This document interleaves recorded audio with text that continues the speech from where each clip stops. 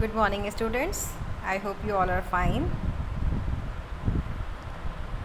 Yesterday we have completed up to the adaptations of polar bear. हमने कल adaptations देखा था polar bear में क्या क्या adaptations पाए जाते हैं. Adaptations मतलब कौन से features पाए जाते हैं जो उसको polar region में रहने के लिए enable करते हैं. It means adapt करते हैं. ठीक है.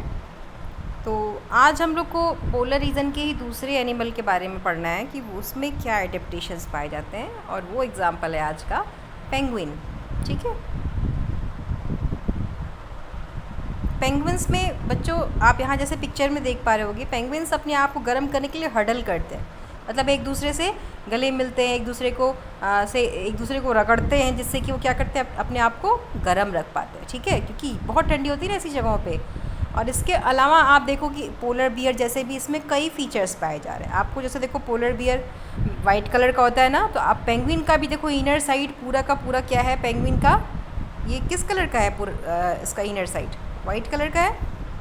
ठीक है. तो वाइट कलर से क्या होगा, ये भी स्नो में अपने आप को अपने जो उनके प्रीडेटर होंगे, जो उनके शिकारी होंगे, उनसे अपने आप को बचा पाएंगे, है ना.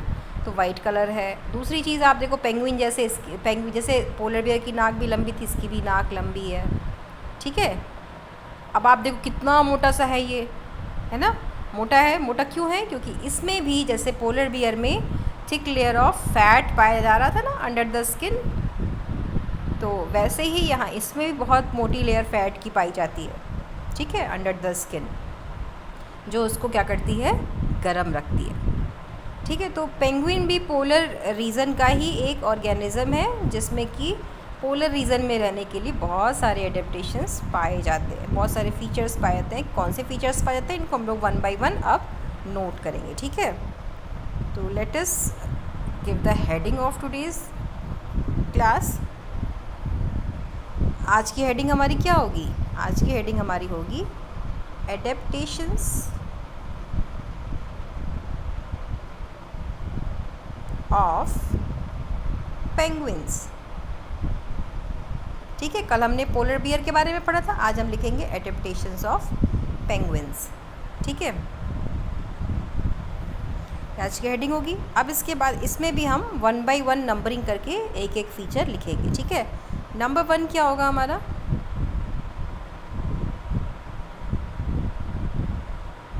Number 1 will be this point. ये पॉइंट आपको दिख रहा है. It is also white and merges well with the white background. ये हमारा हो जाएगा फर्स्ट पॉइंट.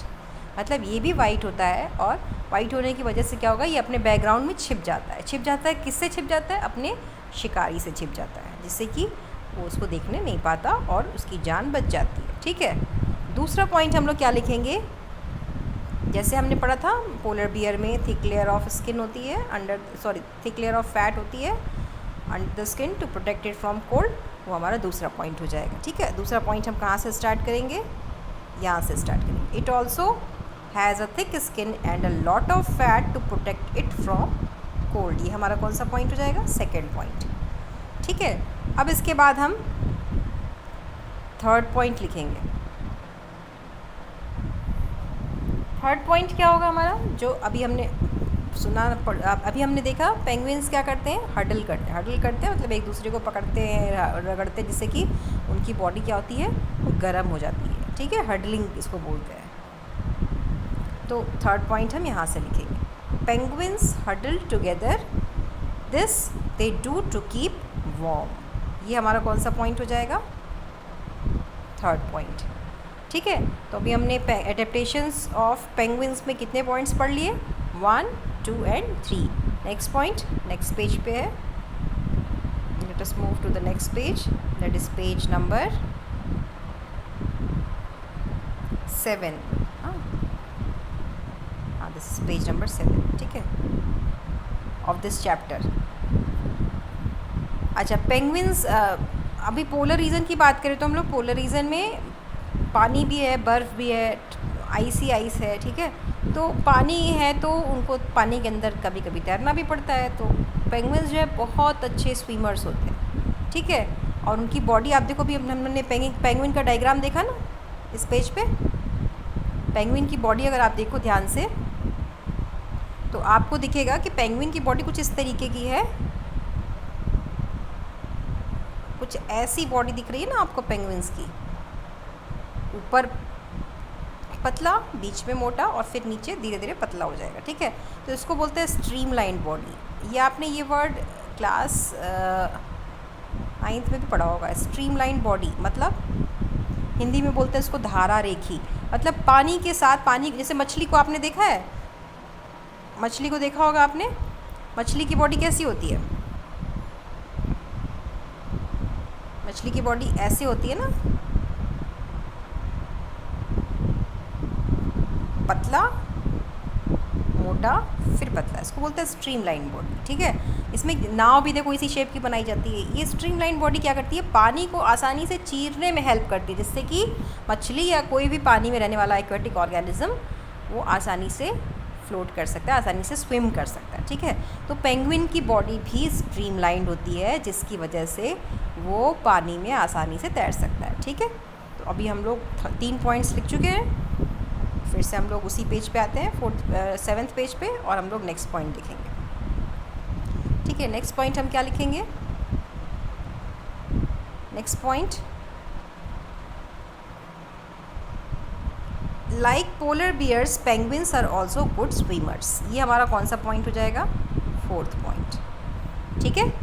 अब इसके बाद हम 5th पॉइंट देखेंगे। 5th point, their bodies are streamlined and their feets have web making them good swimmers, ठीक है। वैसे तो ये 4th पॉइंट में ही इंक्लूडेड है, तो आप ऐसा करो ना, इसको इस पूरे को 4th पॉइंट के फॉर्म में ही लिख लो, ठीक है। क्या होता है कि पेंगुइन में जो स्ट्रीमलाइन बॉडी है तो हमने डिस्कस कर लिया। इसके साथ साथ इसका जो आप पैर देखिए ध्यान से, इसके पैरों को देखिए आप, तो इसके पैरों में ना जाली होती है, ऐसे वेब होता है, ठीक है। जैसे ये इसके क्लॉज आपको दिख रहे हैं ना, ऐसे कुछ क्लॉज हैं, इसमें बीच में वेब होता है कड़ा सा, ठीक है। तो ये क्या करता है, ये एक पतवार का काम करता है। नाव चलाते हैं हम लोग पतवार से, तो ये एक चप्पू जैसा होता है, बनता है वेब की वजह से, तो जिसकी वजह से वो पानी में आसानी से इन अपने इस क्लॉज की वजह से पानी में आसानी से तैर पाते हैं, ठीक है। That's why they are good swimmer. तो अगर मैं आपसे पूछूं question, why penguins are good swimmer, क्या आंसर दोगे आप। Penguins are good swimmer because they have a streamline body. एक तो ये आप लिख सकते हो, they have a streamline body and they have webs in their feet. Feet में उनके क्या होते हैं, वेब्स होते हैं, जाल होते हैं, ठीक है, जो उनको एक अच्छा स्विमर बनाते हैं, मेकिंग देम गुड स्विमर्स, ठीक है। तो ये 2 पॉइंट्स आप लिख सकते हो। तो आप इसको एडेप्टेशन में चाहो तो 4th पॉइंट करके भी लिख सकते हो, या आप अगर एडेप्टेशन में 4 पॉइंट करके नहीं लिखना चाहते तो आप इसको अलग से भी लिख सकते हो, और आप इसके लिए हेडिंग डाल लेना पेंगुइन्स आर गुड स्विमर्स, ठीक है, ठीक है ना। तो अच्छा ऐसा करते हैं हम लोग, अभी ये जो 4th पॉइंट है यहाँ, आप चाहो तो जैसे मैंने अभी तक बताया वैसे भी लिख सकते हो, लेकिन अगर आप और अच्छा लिखना चाहते हो तो आप 4th पॉइंट सिर्फ लिख लेना, पेंगुइन्स आर गुड स्विमर्स। ये हमारा 4th पॉइंट हो गया एडेप्टेशन का, ठीक है। उसके बाद हम लोग क्या करेंगे, फिर आप अलग से ये हेडिंग डाल करके पेंगुइन्स आर गुड स्विमर चाहो तो ये पूरा का पूरा पैराग्राफ लिख लो, या आप जैसे पहले मैंने कहा 4th पॉइंट डाल करके आप इसको एडेप्टेशन में ही इंक्लूड कर लो, पर आपको ये पूरा पैराग्राफ लिखना है, ठीक है। इसके अलावा भी कई सारे ऑर्गेनिज्म पाए जाते हैं पोलर रीजन्स में, जैसे रेंडियर है, फॉक्सेज है, सील है, वेल्स है, बर्ड्स है, मस्क है, ठीक है, मस्क ऑक्सन है, ये सारे एनिमल्स भी पाए जाते हैं। इनमें भी फीचर्स होते हैं जो कोल्ड वेदर में उनको रहने के लिए हेल्प करते हैं, ठीक है। तो इतना हमने पढ़ा पेंगुइन के बारे में। अभी अगला टॉपिक जो हमें पढ़ना है माइग्रेटरी बर्ड्स के बारे में पढ़ना है, ठीक है। तो माइग्रेटरी बर्ड्स के बारे में हम लोग अभी डिस्कस करें या कल डिस्कस करेंगे। अभी चैप्टर हमारा धीरे धीरे फिनिशिंग पॉइंट पे पहुंच रहा है। माइग्रेटरी बर्ड्स के बारे में भी हमें लिखना है और पढ़ना है, ठीक है। इसके आगे हमें क्या पढ़ना है, इसके आगे हमें अगला टॉपिक पढ़ना है, ट्रॉपिकल रेन फॉरेस्ट के बारे में पढ़ना है, ठीक है।